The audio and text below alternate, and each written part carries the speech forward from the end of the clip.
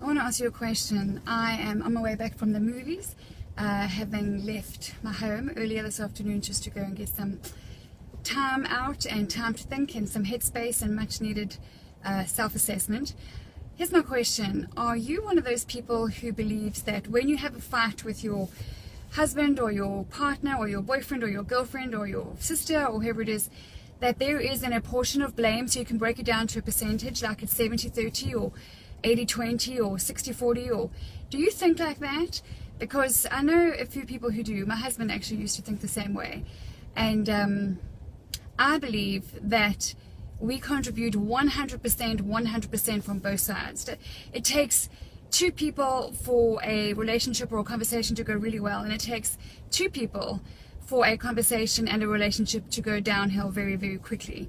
And so if you think that you have only contributed 30% to the last fight that you had, then what you're saying actually is that you withheld the 70% that you could have brought to that conversation to rise it up above the challenge, to raise the standards, to lift it up to where it could be, to where it should be. And what you're saying is if you're blaming the other person 70%, then you're saying that you withheld 70% of your own skills, your own heart, your own desire, your own love for that person, to resolve it and to maintain self-control and to do all the things that you and I know that we can do. I took a drive, I took a drive, kind of stormed out. No, it was less drama, so there's a sprout.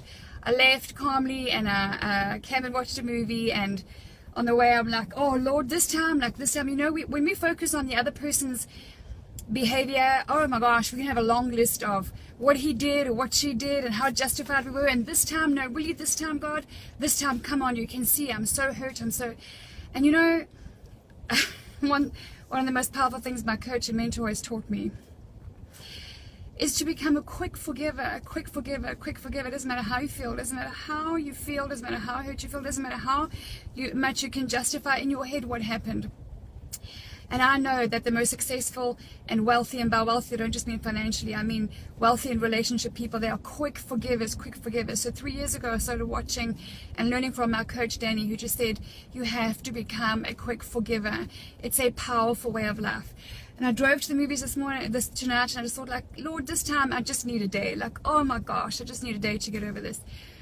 And then I started thinking about, Linda, let's look at you, and how much did you contribute to this? And I know, I've said this to my husband before, you contribute 100%. Don't think that you carry 20% here, which means that I carry 100% as well. So I contributed 100% to the quick spiraling down of the argument that we had earlier this afternoon, and it was a pretty feisty one. The sprouts there are always sprouts. It used to take us days, sometimes weeks to get over ourselves.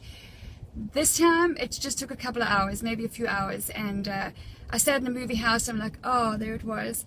The sweet conviction that came over me that, like, thank you, God, I contributed 100%. So I just want to share with you. So I sent my husband a message and asked for forgiveness, and he replied so well in reply as well. I want to just check with you that you're not doing that 70-30, 80-20, 60-40. It's just a lie, it's a distraction. We have to work on ourselves, and when we focus on how much we contributed to that good thing, we can feel good. When we contributed 100% to that not so good conversation, it's very helpful to have a look in the mirror rather than point the finger the other way. Just wanted to share that with you and check how your stats are looking today.